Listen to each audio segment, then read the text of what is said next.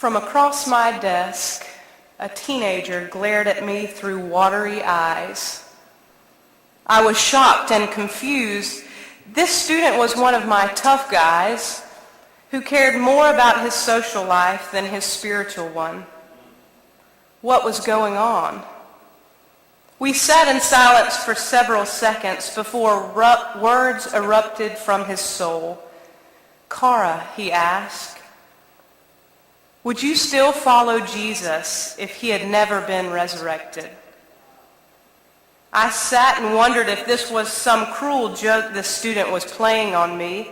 Had he gotten into my office and rambled through some of my personal writings? Would people soon gather outside my office chanting, "Heretic, heretic"? My palms started to sweat, and the color drained from my face. I waited before answering his question, just to see if a smile would appear across his face with the admission that he had been snooping in my office. But it became all too clear to me, as tears began to stream from his doubting eyes, this kid was searching for truth. While many good Christian church-going folk I know would have quickly dismissed his question or simply assured him that that wasn't the way the story panned out, not to fear, Jesus indeed rose on the third day, I could not bear to so easily spout out an answer. I was not going to answer this teenager as I had been answered so many times as a teen. My doubts, my fears, my questions as a teenager always got me in trouble. If there had been a principal's office for Sunday school children, I would have been in there every Sunday. Teachers dreaded having me in class, all because I questioned Scripture. I questioned the writers of the biblical text. I questioned my teachers. And sometimes, yes, I even questioned my God. I was not in any way disturbed by my teenager's theological inquiry. Instead, I felt a sense of accomplishment that my students were finally thinking outside the box. Finally, they were making their faith their own instead of just taking on their parents' faith or their teacher's faith. My conversation with this teenager was indeed one of the best theological discussions I have had, not just with a teenager, but with any congregant. It is one I will not forget, and one that spurred me on to tackle such a topic through sermon. Would I still follow Jesus if he had never been resurrected? You may find the question silly, since the answer is clearly documented in our Scripture. The stone was rolled away, the tomb was empty, and Jesus even appeared to his disciples. But for me, the question is not so silly. It is a serious one, and one that can give us a new perspective on life. The first time one hears such a question, it seems so absurd, but with a second listen, it begs us to ponder, to answer. Would you still follow Jesus if he had never been resurrected? We are so fortunate to have this holy book of Scriptures.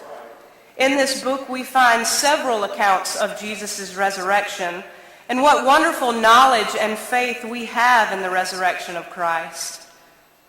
Brian read for us earlier one of the resurrection accounts from Mark 16, and Christians find such comfort in those verses.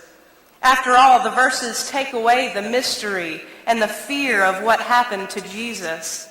Jesus indeed died, but we read in Mark 16 that the stone was rolled away, and the man sitting inside, robed in white, tells us Jesus, the Christ, has been raised.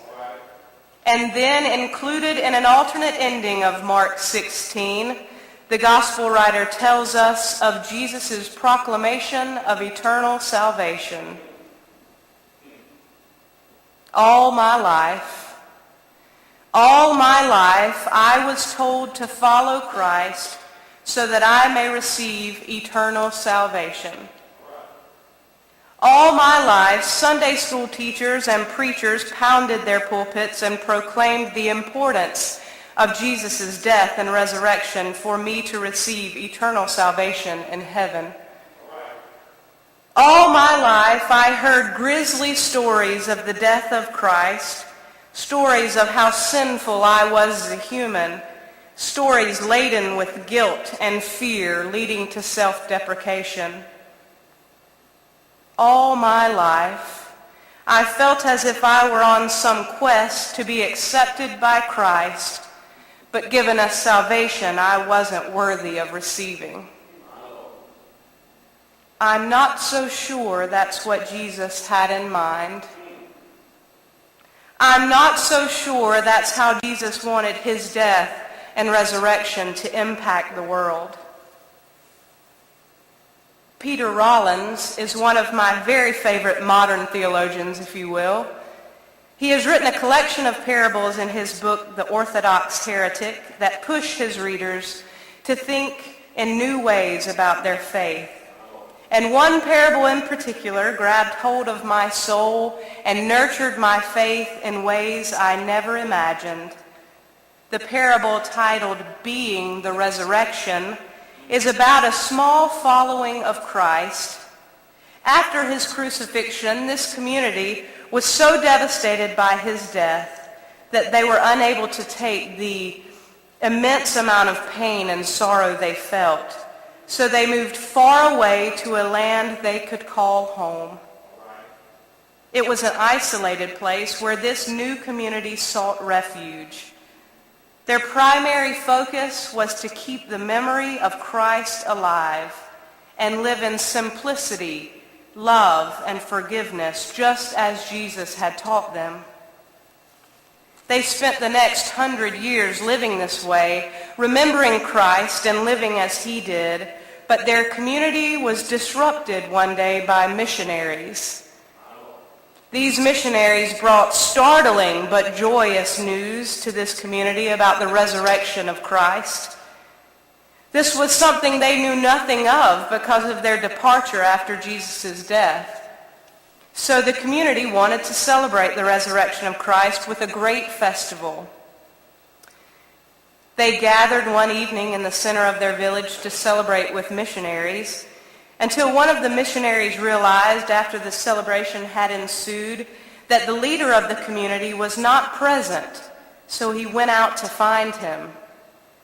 He eventually found the wise leader on the outskirts of the village, weeping and praying. And Rollins then gives us their poignant dialogue.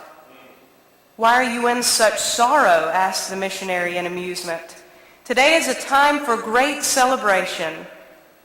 "It may indeed be a day for great celebration, but this is also a day of sorrow," replied the elder. "Since the founding of this community, we have followed the ways taught to us by Christ. We pursued his ways faithfully, even though it cost us dearly. And we remained resolute despite the belief that death had defeated him and one day would defeat us also." The elder slowly got to his feet and looked the missionary compassionately in the eyes.